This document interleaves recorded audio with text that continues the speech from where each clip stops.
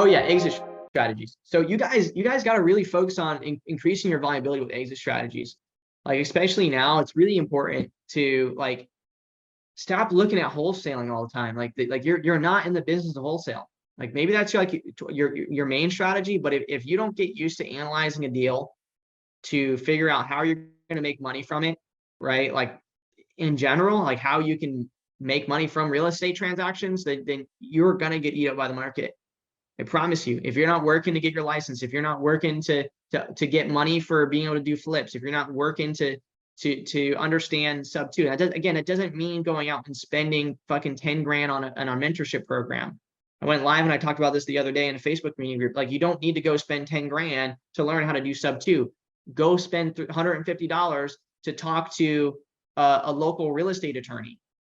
Don't do it.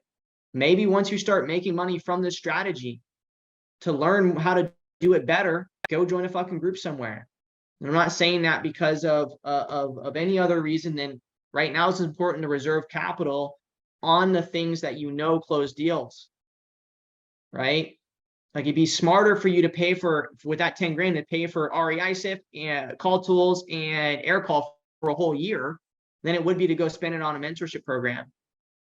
Right? Because you have the community to understand, you know, people, you can outreach to somebody that you know does sub two to help you close the deal. So don't go give it away over here when it can be invested into your business and actually be a write-off and actually fuel your business for the next year.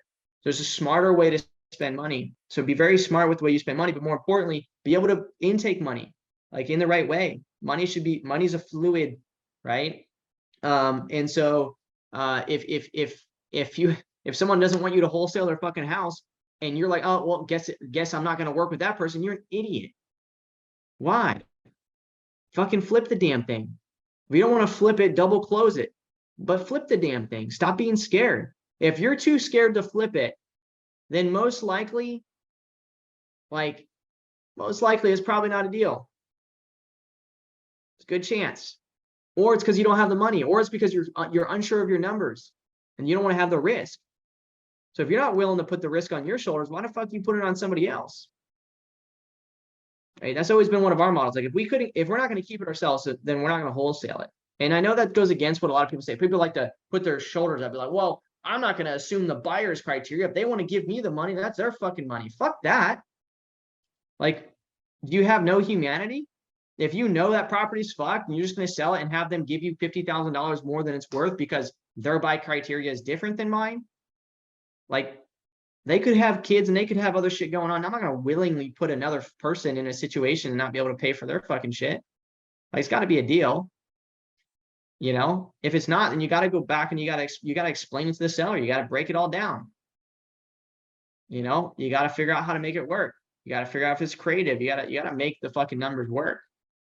All this shit, people putting stuff under contract and just pushing it because, oh, the market's fucking high and someone's going to fucking pay for it. There's some schmuck out there. Yeah, good luck. Let's see how long that your business lasts, you know, relying on schmucks to buy your properties.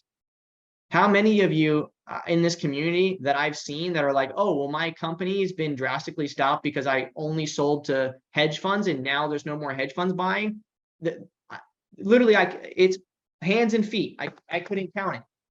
Hands and feet that of users that were solely relying on hedge fund buyers. And now their hedge fund buyers weren't buying anymore. And they literally, on our strategy calls, had to start their business from scratch again. Like, I got to figure out how to actually get deals because they ain't been getting deals. They've been making $10,000 less offers from the MLS and selling it to a hedge fund for like 20,000 more than what MLS would sell for. Hedge fund buyer would have been smarter to buy it from the listing, you know, prior to that. People just locking up shit from the MLS at asking and then just selling it to a hedge fund.